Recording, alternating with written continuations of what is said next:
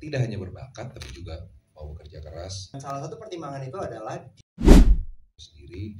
Jadi ya akhirnya sih kita sangat beruntung bisa ketemu sama pemain yang tidak hanya berbakat tapi juga mau bekerja keras, mengikuti proses dan sangat serius di dalam proses film Rangga dan Cinta ini, karena juga tantangannya berbeda dengan kami dahulu, karena di sini kita mengharapkan mereka memiliki kemampuan yang lebih, tidak hanya berakting tapi juga menari dan bernyanyi. Jadi saya rasa kita sudah memilih yang terbaik. Yes, terima kasih. Dari aspek yang lain.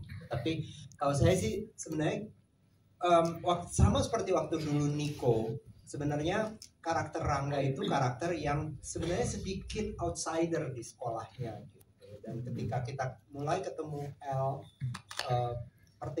salah satu pertimbangan itu adalah dia adalah outsider dari dunia industri film atau mungkin dunia mainstreamnya Indonesia, karena dia tidak datang dari Jakarta gitu. Dan itu justru satu hal yang ketika ketemu pertama dan mulai membaca dan mulai sama-sama mencari gitu ya, itu adalah satu hal yang akan dia bawa kepada karakter Rangga ini, dan mudah-mudahan untuk peran-peran dia berikutnya di film seperti juga Niko dulu setelah Ada Dengan Cinta, kita bekerja sama di film Gi yang dia waktu itu umurnya baru 18 ya, waktu lo main Gi 20. Dia memainkan karakter yang umur dari 21 sampai 27 tahun gitu, dan itu karena tentu saja bakat ada dan dia bekerja untuk itu dan punya sensibilitas.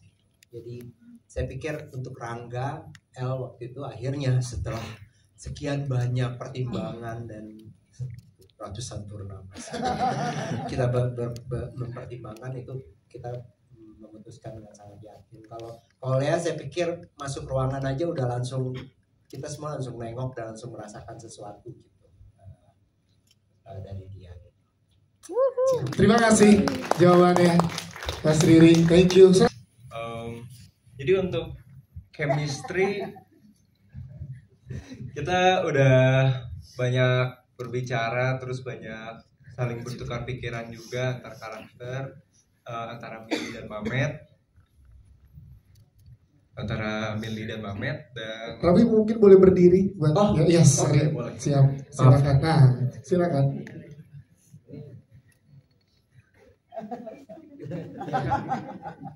pakai kacamata nih. Iya, boleh men. Iya. Nah, burung dari tadi. Ya kita udah sama-sama mendalami karakter juga antara Milly dan Mamet. Kita juga dibantu sama Mas Riri dan Mbak Mira dan Mas Niko juga, dan teman-teman yang lain juga alhamdulillah sangat suportif sama karakter kami dan karakter yang lain juga.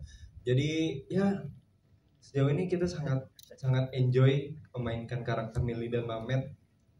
Gimana mungkin kalau film kamu nggak naksir lagi sama Cinta? Nah, yang pertama kasih Cinta.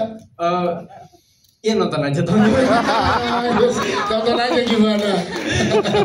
Pertanyaannya, aku senang banget bisa membangun dinamika Milly dan Mamet bersama Rafli, soalnya dia sebagai Mamet tuh karakter yang lucu dan dia dan ya nanti kalian nonton ya filmnya, lihat dinamika Milly dan Mamet. Terima kasih. Baru boleh. Rangga Cinta, Mamet sebenarnya tergila-gilanya dengan cinta. Tapi kita tahu bahwa kemudian ada sebuah spin-off Milly dan Mamet. Tapi yang lucu, Mamet ini termasuk karakter, atau Rafli ini salah satu karakter yang baru terakhir lah kita temukan, dan kita sudah dapat geng cinta dulu gitu. Dan mungkin tadi Kak Tiana nggak mau ngaku, tapi dia nanya terus, mana Mametnya, dia calon suami aku loh. dia harus ikut approve katanya. Aku udah lama request dari Agustus atau September. Kalau soal grand design, apakah kemudian nanti akan ada spin off ya? Mumpung ini berpartner dengan Imaginary, kita minta Imaginary aja nanti mungkin ya. Sama Ernest kita bikin. Amin. Thank you. Siapa sendiri mau menambahkan mungkin? Cukup dari Mbak Mira. Siap. Terima Film ini ya tentu saja Ada Pandangan Cinta merupakan kisah yang sangat dekat dengan saya. Dia yang membawa saya masuk ke dalam dunia film yang akhirnya saya cintai dan saya terus lakukan sampai sekarang. Jadi buat saya menjadi bagian untuk kembali merasakan cerita itu masa remaja dan terlibat bekerja bersama Mbak Mira kembali dan Mas Riri tentu saja, dan juga yang lain ya, ada Temeli, Mas Santo, orang-orang yang dulu juga saya kenal pertama kali masuk ke dunia film juga ada kembali hari ini ya. Jadi buat saya sebuah kebanggaan tentu saja dan senang sekali. Kalau untuk Rangga ya memang seperti yang sudah saya sebutkan tadi gitu ya, bahwa semua pemain pasti memiliki challenge dan tantangannya sendiri-sendiri saat ini.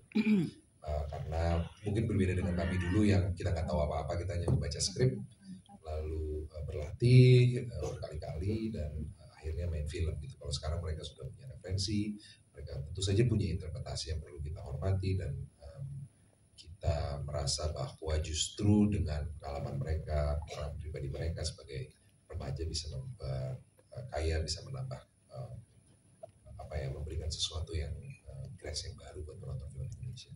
Siap. Terima kasih Mas Nicholas Saputra. Selanjutnya Teh Beli dan juga Mas Santo.